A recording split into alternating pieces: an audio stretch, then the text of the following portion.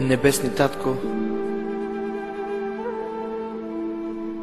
нека всеки човек, който слуша в момента този диск, да бъде докоснат от Твоето Слово. Нека помазанието на Святия Дух да струши всеки хомот в живота на този човек, който слуша. Който и да си ти, човече, Исус те познава. Той знае името ти, знае в момента какво мислиш, знае какво решение си взел преди малко.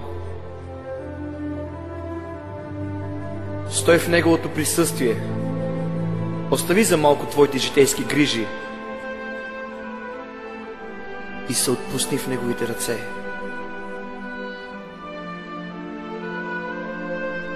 Аз изговарям слово върху теб, слово на възстановяване.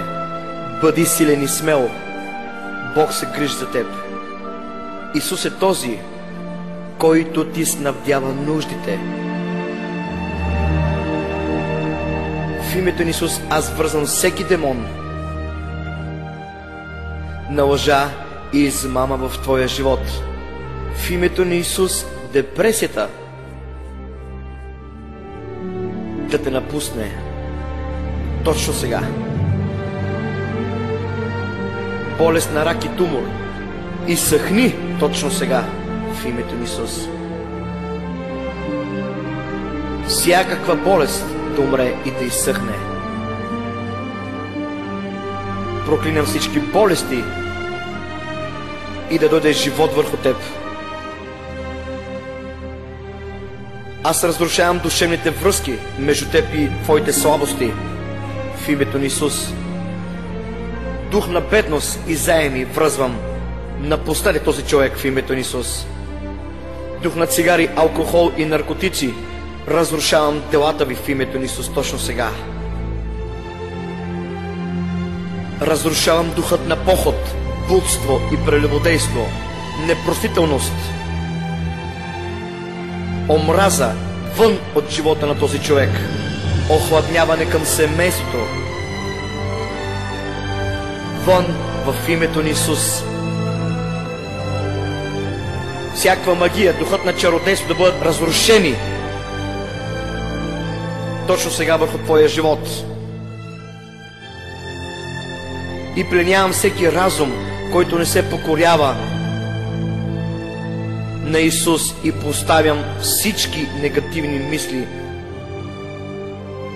под нозете на Исус да бъдат осъдени на смърт. Връзвам крадеца и лъжеца, който ти открадна живота и радостта и парите и свободата, която си имал. Точно сега. В името на Исус.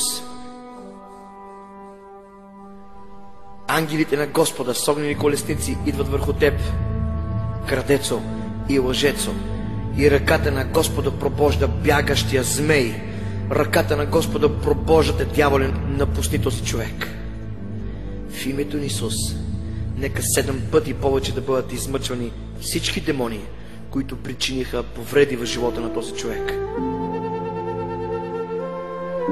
Изговарям изцеление върху теб, човече, свобода и възстановяване в името на Исус.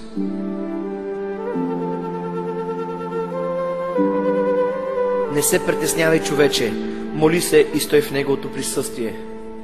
Още днес ще премахне товарът на врага от теб в името на Исус.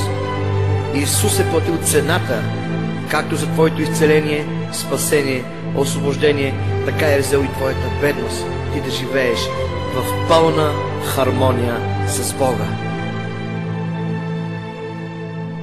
Вземи Неговото Слово в ръцете си, моли се всеки ден, общувай с Бога.